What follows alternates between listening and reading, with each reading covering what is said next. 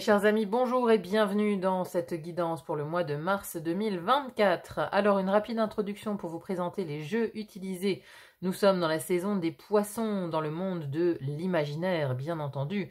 Donc, j'ai choisi le tarot des contes et légendes du monde. Donc, on va effectivement parcourir les histoires et les légendes à travers différentes cultures. Il a été très très parlant, ce tarot. Il est magnifique en plus de ça. Et en oracle, on a bien évidemment l'oracle des sirènes qui va nous accompagner, le message des sirènes qui viennent nous parler pour ce mois de mars, donc connecté à l'océan. Alors j'ai choisi en couverture aussi une image avec une mer agitée et un phare. Alors, parce que je commence à ressentir un petit peu l'énergie du mois de mars et voilà, je pense qu'on est beaucoup à le pressentir, ce sera un petit peu houleux, on va être un petit peu sur des courants assez mouvants, on va dire. Donc l'image est assez parlante et j'ai surtout voulu prendre une image avec une lumière dans les ténèbres quelque part, parce que il va falloir fixer la lumière pour garder quelque part cette foi, garder la foi et dire que tout va bien se passer. Au final, même si on traverse des remous, même si on traverse des tempêtes, on va arriver à bon port. C'est un petit peu l'idée de ce qu'il faut dire. J'ai voulu tirer deux cartes juste pour avoir un petit peu l'énergie du mois de mars. Une carte qui représente le mois de mars pour ce tarot, c'est la femme hiérophante, c'est la carte du pape mais en version féminine, donc c'est intéressant parce que je viens de vous parler de foi. On est extrêmement raccord avec cette attitude. Gardez la foi parce que c'est pour le meilleur. C'est pourquoi les sirènes, elles nous précisent pourquoi il faut garder la foi, parce que c'est un mois où on va se libérer des prisons de l'âme. C'est un mois de sauvetage et de libération des chaînes, rien que ça.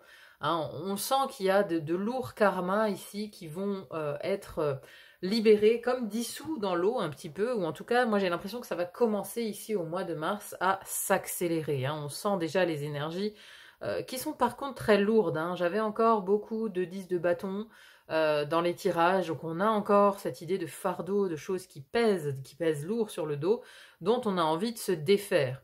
Alors au niveau des signes, on a les signes de feu qui sont de retour, on va dire, parce que les trois signes de feu, Bélier, Lion, Sagittaire, sont dans l'action ce mois-ci, c'est vraiment les locomotives. Trois signes qui ont décidé de sortir de l'hibernation parce que ça suffit d'attendre, ça suffit de s'introspecter. C'était un peu l'ambiance chez les signes de feu, on en a marre, maintenant on veut sortir, on veut le printemps, on veut agir, on veut voir du monde, etc. etc. D'autres signes en transition, on a encore ceux qui n'ont pas achevé quelque part la transition. Et il y en a certains qui affichent maintenant clairement leur nouveau visage. Je pense au signe du Scorpion qui était vraiment sur la thématique de l'authenticité. Et le signe le plus dingue, enfin le tirage le plus fou de ce mois-ci, ça a été le signe de la Balance. Hallucinant. C'est-à-dire que si vous vous sentez pas bien ce mois-ci, cherchez une balance à proximité parce qu'a priori pour eux, tout se passe bien, il y a une énergie de folie chez ces signes-là. Enfin bon, c'était une guidance assez extraordinaire, très très puissante en termes d'énergie. Donc c'est une vibration, peut-être la vibration du signe de la Balance sera peut-être sur le devant de la scène. Alors c'est son sens de la diplomatie qui va beaucoup intervenir justement en face de ces énergies très très feu, parce que les trois signes de feu, voilà. Les signes de feu, c'est gouverné par Mars, par le Soleil, par Jupiter, donc vous voyez un peu l'ambiance, éclair, art de la guerre, etc. On a un petit peu cette toile de fond, donc forcément, la diplomatie en face va être nécessaire pour calmer le jeu de ces énergies guerrières qu'on a en arrière-plan aussi pour ce mois-ci. Donc il y en a qui traversent plus ou moins bien ce mois. J'ai une petite pensée pour les Verseaux, pour qui le tirage était vraiment pas facile. Alors, ça me permet de faire une petite précision par rapport au tirage. Si vous êtes pas du tout, si vous vous sentez pas concerné par des énergies, si le tirage est un peu lourd, vous voyez, avec des énergies un peu de tristesse, de peine, des choses comme ça, si vous vous sentez pas concerné, quelque part, arrêtez même de visionner cette guidance parce que ça va pas vous concerner. Il faut pas vous mettre dans des énergies qui ne sont pas clairement les vôtres à l'instant T, d'accord? Ça reste aussi une guidance générale, donc si le tirage est un peu complexe, n'hésitez pas à aller voir l'ascendant et le signe lunaire pour compléter bien évidemment la guidance, hein. Voilà, c'est une guidance générale, ne l'oubliez pas, faites preuve de discernement, de recul, c'est pas parce que il y a des cartes qui sont complexes que tout le mois sera complexe, ça peut aussi juste nous montrer une énergie à un instant T, hein, peut-être que ce sera juste quelques jours, hein, quelques jours à traverser, une tempête à traverser pendant quelques jours, ça sera peut-être pas sur le mois entier. Donc voilà, ne vous arrêtez pas forcément aux choses négatives. Voilà, c'est ce que je voulais dire. Il y a également, pour ceux qui ne l'ont pas encore vu, la guidance pour l'année 2024. Alors, c'est une guidance quelque part intemporelle dans le sens où on voit les 12 maisons astrologiques un petit peu sur l'année, comment ça se déroule. Donc, peu importe au moment où vous la visionnez, elle sera d'actualité pour l'année 2024. Et ça peut aussi vous donner des précisions par rapport à la guidance que vous allez voir ici pour votre signe pour le mois de mars. Voilà mes chers amis, donc je vous souhaite bien évidemment un bon visionnage de votre guidance. N'hésitez pas à me dire en commentaire ce que vous en pensez, c'est toujours intéressant à lire. Merci en tout cas pour vos likes, vos partages, vos commentaires, ça va toujours droit au cœur. Bienvenue aux petits nouveaux, n'hésitez pas à activer la cloche pour être notifié des nouvelles guidances.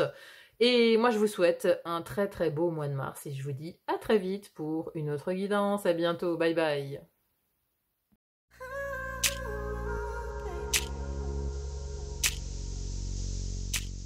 Mes chers Verseaux, bonjour et bienvenue dans votre tirage pour ce mois de mars 2024. Alors, on voit tout de suite avec quelle énergie vous entrez dans ce mois de mars, d'où vous venez. Et on a ici la 8 d'épée. Alors, 8 d'épée, bon, déjà on a ici un mental qui est préoccupé. Vous voyez ici, elle est en pleine réflexion et elle est surtout complètement enfermée dans son mental préoccupé, justement, hein. Ici, il s'agit du conte de Podane, hein. Podane qui a dû s'enfuir devant les assauts sentimentaux de son propre père, hein, qui voulait la prendre pour épouse, donc elle a dû s'enfuir. Donc ici, elle est vraiment... Il y a un côté un peu désespéré, un peu dernière chance, un peu... il y a quelque chose, en tout cas, qui vous mine. Il y a quelque chose qui vous mine, qui vous ronge l'esprit. Alors peut-être certaines croyances aussi limitantes, parce que le 8 d'épée, c'est les croyances limitantes. Des croyances qui vous diraient que vous n'êtes pas capable, que vous n'y arriverez jamais, etc. etc. Hein, il y a une sorte de saboteur aussi, hein. Vous arrivez ici avec votre propre saboteur. Il y a une notion de crise un peu dans votre tirage, hein. Il y a une notion d'être bloqué, d'être en crise, de ne pas savoir quelle direction prendre, de rumination intellectuelle. Enfin, j'ai comme l'impression que Pluton en Verseau commence son œuvre là, chez vous, dans votre tirage, hein. C'est-à-dire qu'il est venu avec sa lame de fond un petit peu changer votre quotidien, changer quelque chose dans votre vie. Et c'est une lame de fond, hein. C'est vraiment quelque chose de profond ici qui vient vous... c'est pas que ça met panique à bord, mais voilà, c'est comme une transformation obligée. Enfin, de toute façon, Pluton, c'est ça, hein. Pluton, quand il transite dans une certaine maison, et là, il faut voir d'ailleurs dans quelle maison vous avez votre soleil, c'est là que se joue quelque part votre problématique, hein, j'ai envie de dire. Ça serait intéressant pour vous peut-être d'aller voir ça. Mais on voit, voilà, on voit qu'il y a une crise sous-jacente ici qui vous amène à la réflexion, peut-être à la rumination excessive aussi, mais qui, sur ce mois de mars, vous bloque un petit peu, hein, ça vous bloque. Alors, ici sur le domaine de l'air, première maison de l'air qui nous parle de votre intellect, de votre mental et de vos communications. Ici, par contre, on a le chariot, donc on a beaucoup de... ça bouge en tout cas dans votre esprit, ça bouge dans votre esprit, ça bouge dans votre mental, votre intellect, il est en train de faire des stratégies de conquérant. Vous voyez, on a ce prince ici qui s'en va conquérir le monde, voilà, il y a une notion de vouloir bouger. Et ça, c'est dans votre tête. Cette notion conquérante, elle est dans votre tête, c'est-à-dire que ici, vous êtes en train d'élaborer des stratégies de conquérant, hein. Comment faire pour changer la donne, comment faire pour m'échapper, comment faire pour passer à autre chose, comment faire pour résoudre cette problématique. Hein. Ici, il y a vraiment quelque chose qui va de l'avant dans votre mental, dans votre stratégie. Vous apprenez peut-être certaines choses pour pouvoir faire avancer la situation et vous communiquez peut-être aussi avec certaines personnes parce que le chariot, dans votre communication ici, il entreprend, c'est-à-dire il est conquérant, donc il dit les choses. Hein. Vous essayez peut-être de négocier, alors peut-être avec certaines personnes, que ce soit au niveau professionnel, que ce soit au niveau financier, que ce soit au niveau personnel, dans votre sphère familiale. Peut-être il y a de la négociation dans l'air, vous voyez.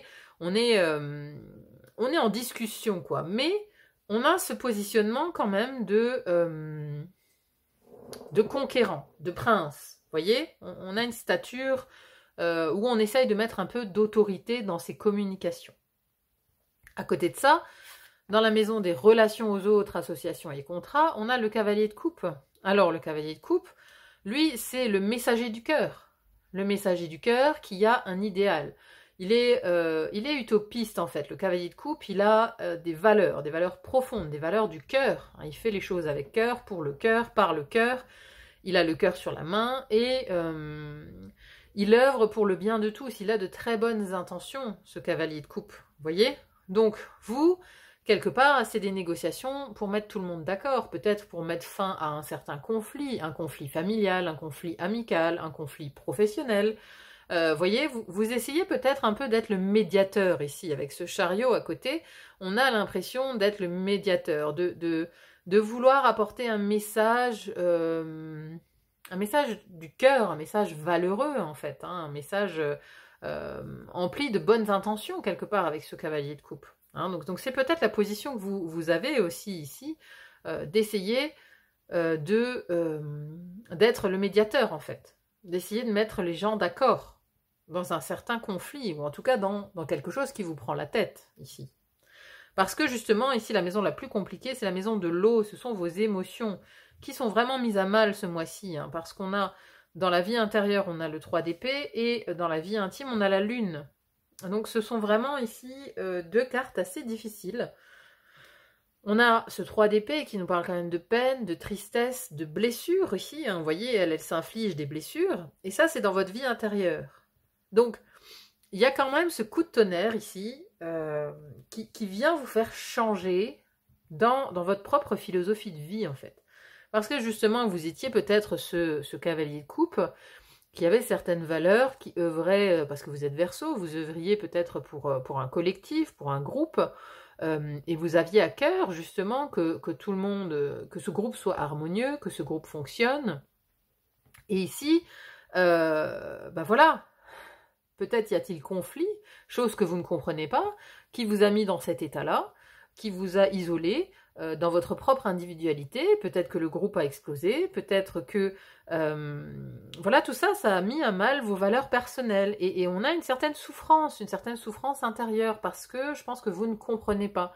Vous ne comprenez pas comment tout ça a pu se passer, comment on a pu en arriver là. Alors ça peut être un conflit familial, amical, professionnel, hein. Là vous le prenez comme vous voulez, mais j'ai l'impression qu'il y a une histoire latente là, qui vous met dans cet état-là, dans cet état de tristesse et de peine. Et vous vous faites mal par rapport à ça aussi. Et dans l'intime, on a la carte de la lune, donc tout ça c'est inconscient. Vous voyez, alors c'est la vie intime, la vie sentimentale aussi, hein, donc ça peut aussi être un conflit avec un partenaire ou un ancien partenaire, ou quelqu'un qui a vraiment un lien avec votre intimité, donc un proche, quelqu'un de vraiment très proche de vous, un ami proche, ou voilà, un membre de votre famille. Parce que ici, la lune, voilà, ça fait travailler l'inconscient et ça révèle peut-être aussi des choses qui étaient cachées jusqu'à présent, de l'ordre de l'intime, vous voyez, et qui participent peut-être à cet état de conflit. Donc, la lune, c'est ce qui est caché, c'est l'inconscient, mais c'est aussi les épreuves, hein. Donc ici, on a, de toute façon, dans votre sphère émotionnelle, hein, ça c'est aussi la maison des émotions, on a quelque chose d'assez lourd. On a affaire à à quelque chose qui émerge en fait en termes d'émotions. Il y a des émotions qui remontent à la surface, qui peut-être étaient enfouies jusque-là, mais il y a quelque chose qui est venu les réactiver, ces émotions. Et donc elles font surface ici, comme ce reflet ici de la Lune fait surface sur l'eau ici. Ça se reflète, d'ailleurs. On a un animal ici qui regarde le reflet et l'autre qui regarde la vraie Lune. Donc il peut y avoir aussi des illusions.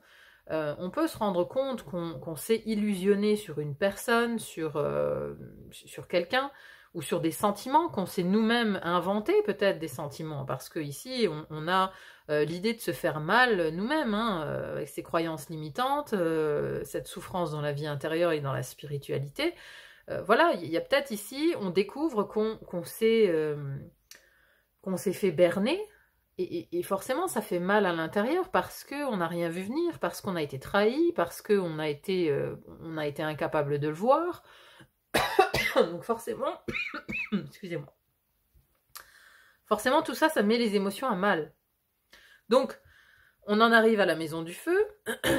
Première maison ici, qui nous parle de votre énergie, de votre personnalité, comment on vous voit aussi de l'extérieur. Et ici, on a ce 2 d'épée.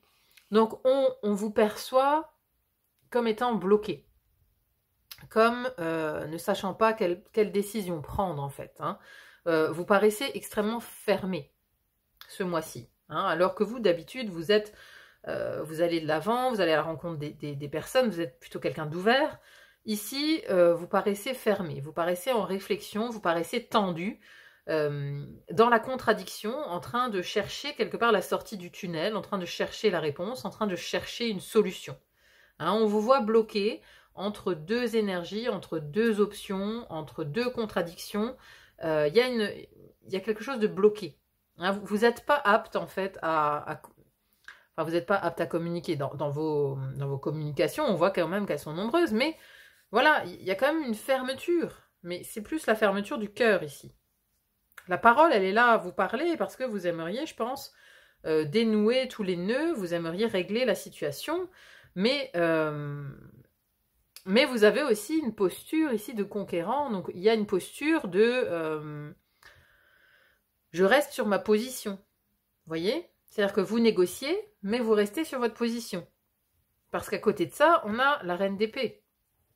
La reine d'épée, elle est ici dans la maison de vos créations, dans la maison de vos projets, de votre vision d'avenir aussi. Et ici, on a cette reine d'épée qui paraît très froide, qui paraît très analytique. Vous voyez, elle a fermé son cœur, cette reine d'épée. Elle vous reçoit d'ailleurs avec son épée. Quand on s'approche, on peut se couper. Elle a quelque chose de très tranchant. Elle a un côté autoritaire. Donc là, c'est aussi votre vision d'avenir pour l'instant. Je dis bien pour l'instant. Elle est assez austère. Elle est assez austère, assez rigide. C'est parce que, mais je pense parce que vous êtes bloqué là. Vous êtes bloqué dans votre intériorité. Vous êtes bloqué entre 2 voies. Et comme vous ne savez pas quelle option choisir, pour l'instant, vous êtes bloqué. Bloqué aussi dans vos visions d'avenir parce que vous ne voyez pas l'avenir. Parce que la sortie du tunnel, elle est trop confuse. Il n'y a pas encore la lumière. Là, vous êtes dans le tunnel, mais il n'y a pas encore la lumière. On n'a pas trouvé la bonne solution, même si on essaye d'œuvrer pour son idéal, on essaye de communiquer, on essaye de parler avec les gens, on n'arrive pas à trouver cette solution. Pour l'instant, c'est figé. Là, il y a vraiment quelque chose une notion d'être figé, de ne pas savoir où se trouve la lumière, d'être figé. On n'arrive pas à avancer. Alors, dans la maison de la Terre, on a aussi 2 autres énergies. On a celle de la justice ici, dans vos possessions matérielles et vos finances. Alors, cette justice, je la vois ici, dans la droite ligne, on va dire, des épées là. Parce que c'est encore une épée. Vous voyez, là on a 2 épées, on a une épée, on a une épée. Là on avait trois épées. Donc, ici, il y a une forme d'austérité dans vos finances. Alors, c'est peut-être aussi lié, tout ça, toute cette ambiance, à des problèmes d'argent. C'est peut-être lié aussi au fait que ça peut parler de possession matérielle aussi. Il y a peut-être un partage en cours, justement. Peut-être il y a une notion de séparer, de devoir partager, et forcément tout le monde se tire la bourre parce qu'il y en a un qui veut récupérer ça, l'autre qui veut récupérer ça, et personne n'arrive à se mettre d'accord. Et vous comprenez pas ce délire parce que Enfin, pour vous, voilà, pour vous, c'est facile, on est équitable, on fait un partage logique, etc. Et donc, vous ne comprenez pas pourquoi il y a tant de conflits, et ça vous met vraiment dans, euh, dans quelque chose d'émotionnellement lourd, parce que vous ne comprenez pas, et donc vous vous bloquez, vous vous braquez, parce que c'est loin de vos idéaux, en fait, c'est loin de vos valeurs. Et donc, il peut y avoir une question d'argent derrière.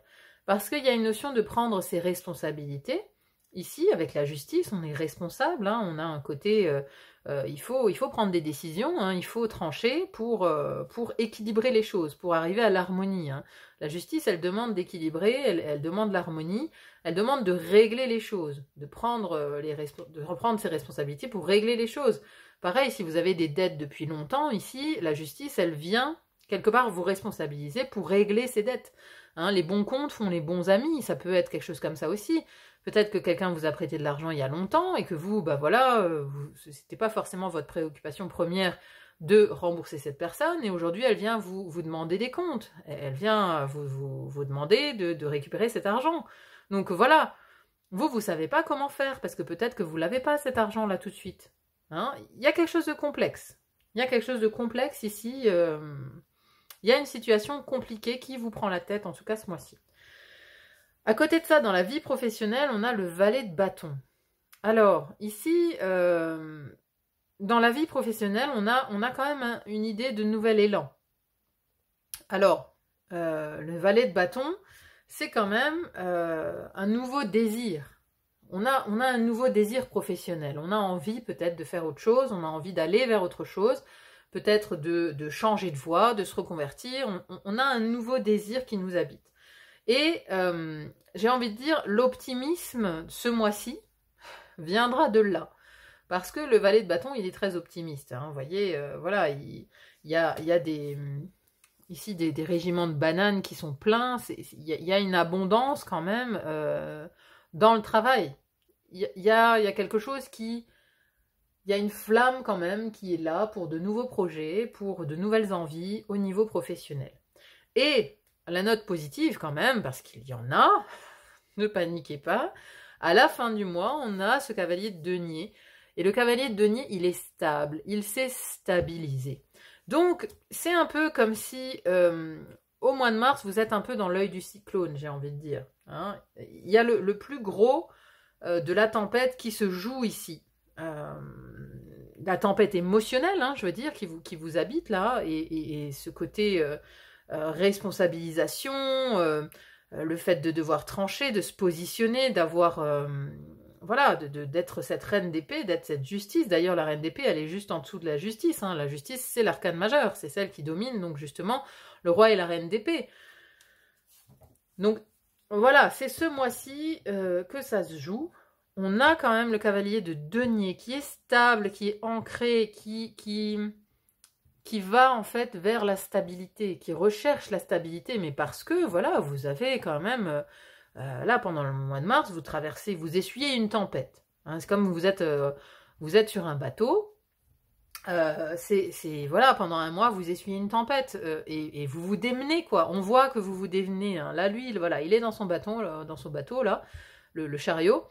Et voilà, on voit que c'est difficile à piloter, qu'on trouve pas forcément, on croit qu'elle va jamais se terminer, cette tempête, on a du mal à tenir les voiles, etc., etc. Enfin, je sais pas, moi je sais pas naviguer, mais j'imagine.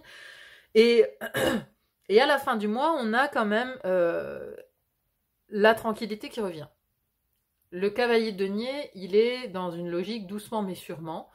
Il est stable, il est ancré sur la terre. Il va en fait vers une envie de long terme, une envie de se poser, de se stabiliser, de se fixer. Hein, donc ça, voilà, vous sortez de ce 8 d'épée pour aller vers un cavalier de denier à la fin du mois. Donc ça ne dure pas. Je peux vous rassurer comme ça, c'est que ça ne dure pas. Hop là. Par contre, si tout ce que je viens de dire ne ressemble pas du tout à votre expérience actuelle, ne prenez pas. Si ça ne résonne pas, ne prenez pas. Voilà, ici, je parle de choses qui sont émotionnellement assez lourdes. Si vous n'êtes pas du tout concerné, si vous ne vous sentez pas concerné par ces énergies, ne prenez pas le tirage. Ne vous mettez pas un martel en tête en vous disant « il va m'arriver un truc horrible, je vais être dans une tempête, etc. etc. » Je veux dire, ici, avec ce 8 d'épée, si vous regardez ce tirage, vous êtes déjà dedans. Si vous n'êtes pas concerné par ça, regardez peut-être un autre signe, votre ascendant, votre signe lunaire, d'accord? Ne vous mettez pas dans des énergies dans lesquelles vous n'êtes pas, d'accord? C'est important. Voilà, petite précision, c'est important. Alors, avec les sirènes, qu'est-ce qui est sorti? Alors, on a une carte qui va un peu avec la tempête, là. Expérience, manipulation de la nature, cruauté de la recherche, arrogance. Waouh! 33. La carte numéro 33. Qu'est-ce que ça nous dit? Le message des sirènes. Nous sommes inquiètes. Nous sommes inquiètes de voir l'orgueil, la démesure et l'arrogance se développer à nouveau. Nous sommes inquiètes de voir se répéter les terribles expériences qui, en Atlantide, ont modifié les Lémuriens contre leur gré. Nous sommes inquiètes. Nous vous voyons prélever des cellules animales et les réimplanter ailleurs, hybrider des animaux sans leur laisser le choix, élever des espèces dont vous pensez qu'elles vous seront utiles, introduire des espèces dans d'autres environnements, muter, déformer et en fin de compte, faire du mal à la faune, à vous-même et à la planète. Ces expériences ne sont que pouvoir et asservissement des animaux, des créatures marines et même des hommes. Vous voulez changer votre apparence, stopper le vieillissement, augmenter telle ou telle partie de vos corps et en réduire d'autres. Que faites-vous? Pourquoi? Nous vous supplions de vous rendre à l'évidence de la beauté et de la perfection de la nature. Faites cesser la cruauté, interrogez-vous, regardez autour de vous, faites preuve d'empathie. Allez-vous tout recommencer? Allez-vous modifier la nature même du monde, persuadé que votre quête arrogante a de la noblesse? Nos larmes tombent dans l'océan inaperçues et vous continuez. Mais pas vous, qui venez de tirer cette carte, vous avez élevé la voix. Par votre amour, votre gentillesse envers les animaux et les créatures marines, votre compassion, votre militantisme vous apportez le changement. Merci, merci, merci. Waouh! Ça, c'est une carte assez puissante. Hein. Donc oui, la carte ici, elle vous dit que vous avez vous faites face ici, cette tempête-là.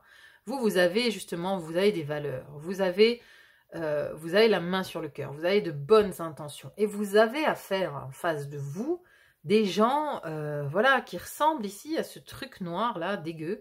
Et peut-être que quelque part, vous vous rendez compte de la nature obscure de l'humanité. Vous voyez, il y a une part obscure qui vous fait mal, parce que vous aviez pas entrevu ça. Vous pensiez pas que les gens pouvaient être si cruels, vous pensiez pas qu'ils pouvaient être intéressés uniquement par l'argent. Vous découvrez peut-être des proches par rapport à un héritage qui sont totalement avides d'argent, qui veulent tout récupérer, tout rafler, qui se bagarrent pour un vase, enfin, vous voyez, ce genre de choses qui limite l'âme humaine, qui la réduit à ses simples instincts, à ses instincts primaires, quelque part. Et vous découvrez ça ce mois-ci. Votre tempête, c'est de découvrir cette nature humaine qui est un peu...